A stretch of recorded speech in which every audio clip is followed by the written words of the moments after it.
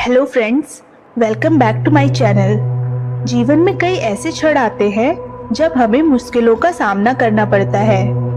कई लोग जीवन के संघर्ष को पार कर आगे निकल जाते हैं। तो फ्रेंड्स, आज का ये वीडियो बाज के संघर्ष के बारे में है। बाज अपनी तेज नज़र व बुलंद हौसले के लिए जाना जाता है। वह अपने जीवन में संघर्ष के अनेकों पड़ावों को पार करता है। उसके संघर्ष की शुरुआत बचपन से ही शुरू हो जाती है, जिस उम्र में बाकी परिंदों के बच्चे चिचियाना सीखते हैं। उस उम्र में एक मादा बाज अपने चूजों को पंजे में दबोचकर आसमान में ऊंचाई पर ले जाती है। यहाँ उसे बताया जाता है कि तू किस लिए पैदा हुआ है, तेरी दुनिया क्या है। तेरा जन्म आसमान का सीना चीर के सबसे ऊपर उड़ने के लिए हुआ है।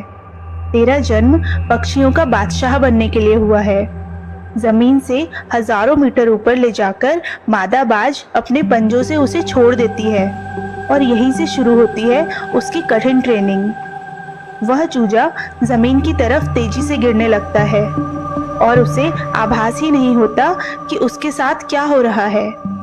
इस वक्त बाज का बच्चा पंख फड़फड़ाते हुए उड़ने की कोशिश करता है, लेकिन अभी भी वह उड़ना नहीं सीख पाया है।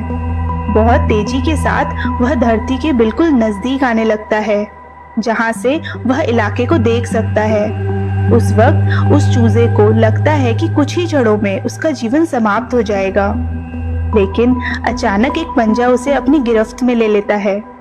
यह पंजा उसकी माँ का होता है, जो ठीक उसके ऊपर चिपक कर उड़ रही होती है, और उसकी यह ट्रेनिंग निरंतर चलती रहती है जब तक कि वह ठीक से उड़ना नहीं सीख जाता। इसके बाद वह मनचाहा शिकार करने लगता है और आसमान में ऊंचाई तक उड़ने लग जाता है।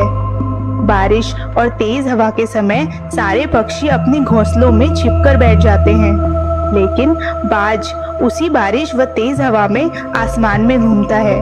बाज की उम्र 70 साल होती है, लेकिन जिंदगी के इस मुकाम को तय करने के लिए उसे एक मुश्किल फैसला लेना पड़ता है।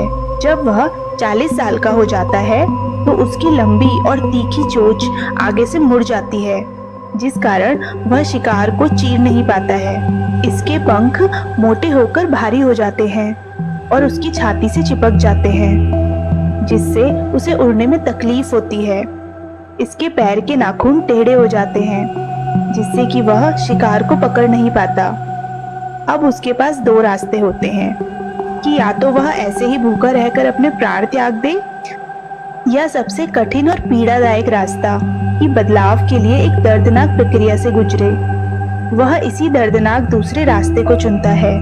फिर एक नया जीवन प्राप्त करने के लिए वह एक ऊंची पहाड़ी पर पहुंचकर वहां घोंसला बनाता है, और फिर शुरू होती है एक दर्दनाक प्रक्रिया, जिसमें वह चट्टान पर अपनी चोंच मार मार कर उसे तोड़ देता है और इंतजार करता है नई चोंच आने का।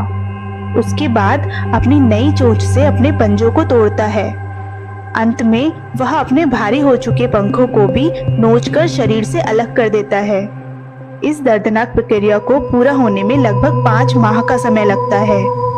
इन 5 महीनों की दर्दनाक प्रक्रिया से गुजरने के बाद बाज का पुनर्जन्म होता है, जिसके बाद वह एक बार फिर से शिकार करने लगता है। आसमान का सीना चीरकर उड़ने के लिए तैयार हो जाता है और मनचाहा आनंद लेता है। इसीलिए फ्रेंड्स, ये कहावत यूं ही नहीं कही गई है कि बाज के बच्चे मुंडेरों पर नहीं उड़ते। उम्मीद है आपको ये वीडियो पसंद आया होगा। चैनल को सब्सक्राइब करिए। मिलते हैं अगले वीडियो में। तब तक के लिए नमस्कार दोस्तों।